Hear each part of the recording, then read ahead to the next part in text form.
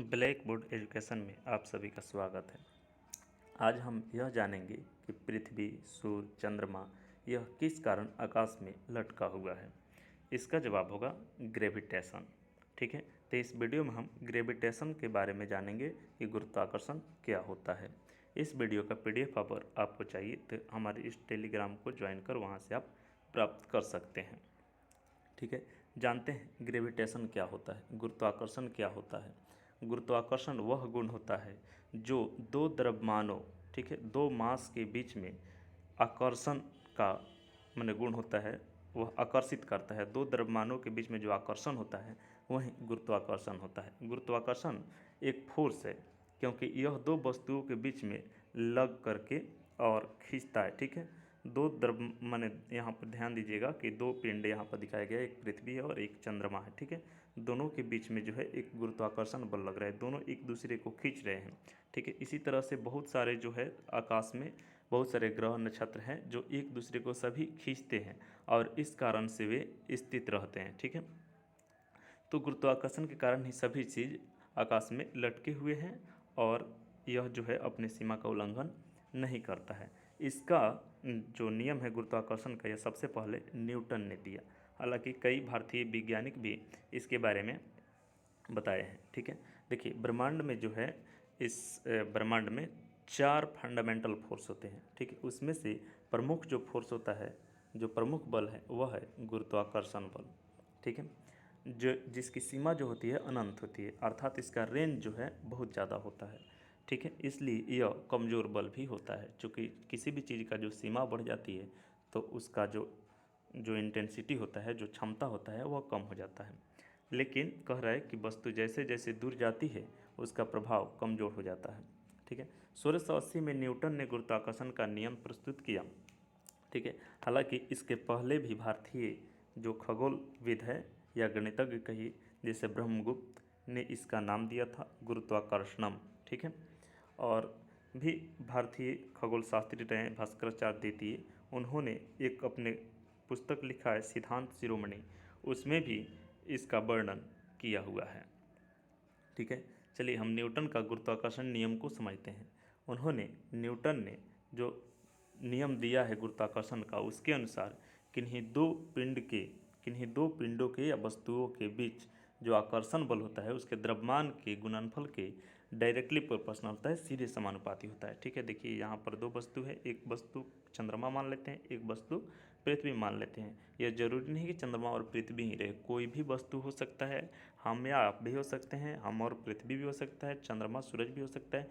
कोई भी वस्तु जिसमें द्रव्यमान होता है उन दोनों के गुणनफल के डायरेक्टली प्रोपोर्शनल होता है। ठीक है, यहाँ पर दिया गया है M1 और M2 दो वस्तु है और उसका दोनों का गुणनफल जो है डायरेक्टली प्रोपोर्शनल होता है गुरुत्वाकर्षण बल के। ठीक है, और दूसरा कर है उसके बीच की दूरी के वर्ग के व्युत्क्रमानुपाती होता है। ठीक है, उसके जो बीच की दूरी है, ठीक है, उसके स्क्वायर जो होता है उसका इन्वर्सली प्रोपोर्शनल। ठीक है, और इससे हमें एक फार्मूला प्राप्त होता है F बराबर G m1m2/r², जहाँ G जो है ग्रेविटेशनल कांस्टेंट है, गुरुत्वाकर्षण नियतांक है, और इसका मान होता है 6.67×10⁻⁻11। ठीक है, न्यूटन मीटर स्क्वायर पर kg² होता है। और इस G का वैल्यू जो है प्रायोगिक मान जो इसका निकाला है हेनरी कैवेंडिश ने निकाला है। ठीक है, याद रखिएगा, यह भी कंपटीशन में पूछ देता है कि गुरुत्वाकर्षण का नियम किसने दिया, तो न्यूटन ने दिया, और G का मान का वैल्यू किसने दिया है, तो हेनरी कैवेंडिश ने दिया है। ठीक है, अब ध्यान रखिएगा, इससे कई तरह के क्वेश्चन पूछे जा सकते हैं। एक कि यह मास जो है यह डायरेक्टली प्रोपोर्शनल होता है। ठीक है, और जो दूरी है यह दोनों वस्तु के बीच की जो दूरी है वह कहाँ से मापा जाता है, तो उसके सेंटर से मापा जाता है। अर्थात अगर चंद्रमा और पृथ्वी की बात करें तो दोनों के सेंटर के बीच की दूरी मापा जाएगा ग्रेविटेशनल फोर्स निकालने के लिए। दूसरा क्वेश्चन बन सकता है दूरी बढ़ने से गुरुत्वाकर्षण बल जो है वह क्या होता है, तो दूरी बढ़ने से गुरुत्वाकर्षण बल कम होता है। ठीक है, स्क्वायर रूप में कम होता है, जबकि द्रव्यमान बढ़ने से गुरुत्वाकर्षण बल बढ़ता है।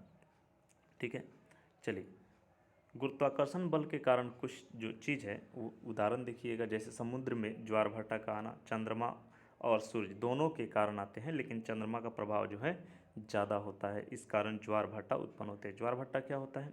ज्वार और भाटा जो है समुद्र में लहरें ऊपर की ओर उठती है और फिर जो है नीचे की ओर आ जाती है, उसे ज्वार भाटा कहते हैं। ठीक है।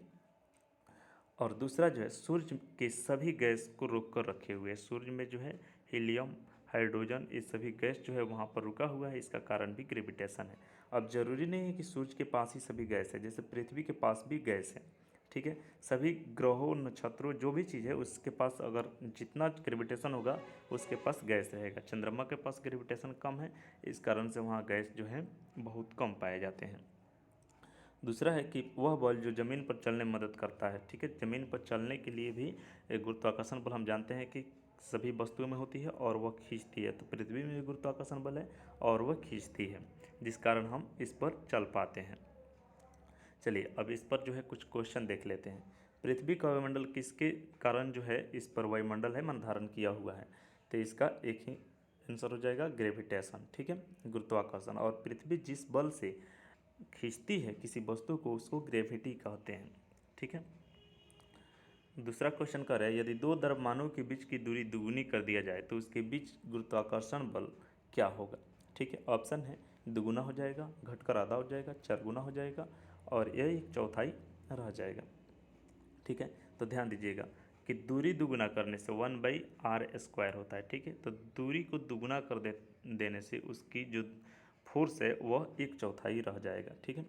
वह घट करके एक चौथाई, क्योंकि यहाँ पर हम 2 का स्क्वायर करेंगे तो 4 हो जाएगा, अर्थात 1/4 इन्वर्सली प्रोपोर्शनल होता है, इसीलिए इसका आंसर 4 नंबर हो जाएगा, यह घटकर चौथाई रह जाएगा। ठीक है। उसके बाद जो है कह रहे कि दो वस्तुओं के बीच गुरुत्वाकर्षण बल क्या है? ठीक है। ऑप्शन है केवल बड़ी दूरी पर आकर्षित होता है, छोटी दूरी पर आकर्षित होता है, सभी दूरी पर आकर्षित होता है, बड़ी दूरी पर आकर्षित लेकिन कम दूरी पर प्रतिकूल होता है। यह कोई ज़रूरी नहीं है। देखिए, दो वस्तुओं के बीच में जो गुरुत्वाकर्षण बल लगता है वह गुरुत्वाकर्षण बल का नेचर ही होता है अट्रैक्ट करना, आकर्षित करना, चाहे वह दूरी बड़ा हो छोटा हो, चाहे वह द्रव्यमान बड़ा हो या छोटा हो। ठीक है। तो इसीलिए सभी दूरी पर आकर्षित हो जाएगा, इसका आंसर सी हो जाएगा। इसके बाद कह रहे हैं न्यूटन का गुरुत्वाकर्षण नियम लागू होता है, किस पर लागू होता है? केवल छोटे वस्तु पर, छोटे पौधे पर, चाहे वह छोटा हो या बड़ा, कुछ भी हो सौरमंडल के लिए। देखिए, कोई भी बॉडी हो सकता है। ठीक है। ऑल बॉडी पर लागू होता है, चाहे वो इसका आकार कुछ भी हो, यहाँ तक कि इलेक्ट्रॉन प्रोटॉन कहे नहीं हो। ठीक है। सभी वस्तु पर जो है गुरुत्वाकर्षण बल लगते हैं जिसमें द्रव्यमान होना चाहिए। उसके बाद करें गुरुत्वाकर्षण बल का कारण। ठीक है। गुरुत्वाकर्षण बल कारण कौन सा कार्य मतलब होता है? ऑप्शन है ज्वार, दूसरा है चंद्रमा की गति, उसके बाद करें इसमें से कोई नहीं, और चौथा है दोनों, ए और बी। तो इसका आंसर हो जाएगा डी, दोनों। चंद्रमा में गति और ज्वार भाटा दोनों जो है गुरुत्वाकर्षण बल के कारण होते हैं। ठीक है। चलिए, इस तरह का वीडियो देखने के लिए थैंक यू, आप सभी का धन्यवाद।